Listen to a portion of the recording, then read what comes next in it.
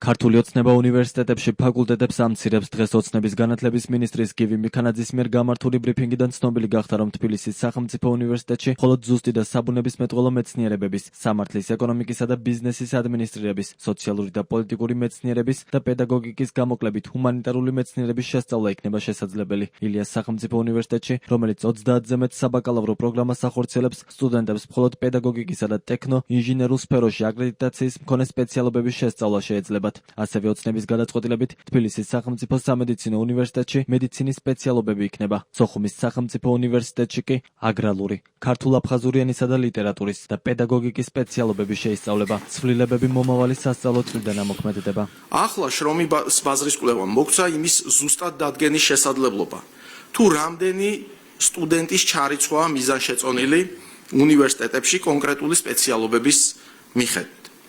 შესაბამისად, წელს უმაღლეს საგანმანათლებლო დაწესებულებებში სტუდენტების ჩარიცხვა არსებითად სწორედ შრომის ბაზრის მოთხოვნებს დაეფუძნება. ამასთან, იმისათვის, რომ მკვეთრად არ შემცირდეს სტუდენტების მიღება სხვადასხვა სპეციალობებზე, კონკრეტულ შემთხვევებში, მაგალითად სამართალზე, წელს უნივერსიტეტში ჩასარიცხი კონტინგენტი შუალედური რაოდენობით განისაზღვრება. რაც შეეხება კონცეფციის მთავარ მიდგომას, ერთი ქალაქი, ერთი ფაკულტეტის პრინციპს, ის უზრუნველყოფს რესურსების მიზნობრივ მობილიზებას და საგანმანათლებლო პროგრამების გადუალებას. ამასთან ჩვენი მიდგომაა, რომ ყველა სახელმწიფო უნივერსიტეტს უნარჩუნდება თავისი უნიკალური საგანმანათლებლო პროგრამა. ერთადერთი გამონაკლისი, რომელიც ამ ეტაპზე იქნა დაშვებული, არის საერთაშორისო აკრედიტაციის და ერთობლივი ან ორმაგი ხარისხის პროგრამების სრულად შენარჩუნება სახელმწიფო უნივერსიტეტებში. გივი მიქანაძის დღევანდელ განცხადებებს უკვე მოჰყვა განათლების სფეროს წარმომადგენელთა მძაფრი კრიტიკა. ილიას სახელმწიფო უნივერსიტეტის ვიცე-რექტორის პროფესორ გიორგი გვალიას განცხადებით, ოცნების განათლების რეფორმის შედეგად სასწავლებელი პროგრამებისა და სტუდენტების 90%-ს კარგავს. პროფესორის იაგო კაჭკაჭიშვილის შეფასებით, ერთი ქალაქი, ერთი ფაკულტეტის პრინციპი უმაღლეს განათლებას წარმოუდგენელ ზიანს აყენებს.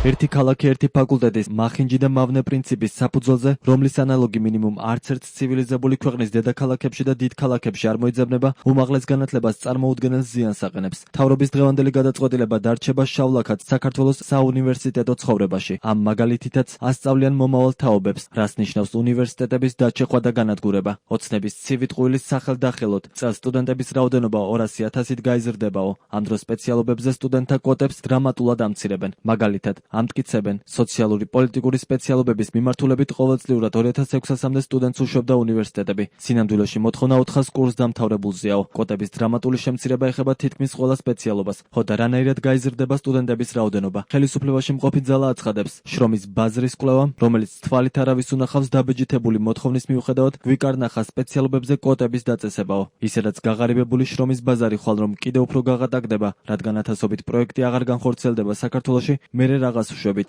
უნივერსიტეტები ბოთლის მბერავების გამოშვებაზე გადაკვალიფიცირდებიან. ასე გადაიქცა ჩამორჩენილი შრომის ბაზრის მძევლად საუნივერსიტეტო განათლება, რათა ისიც ჩამორჩენილი გახდეს და ბოლომდე გაკოტრებული მთავრობის მიერ.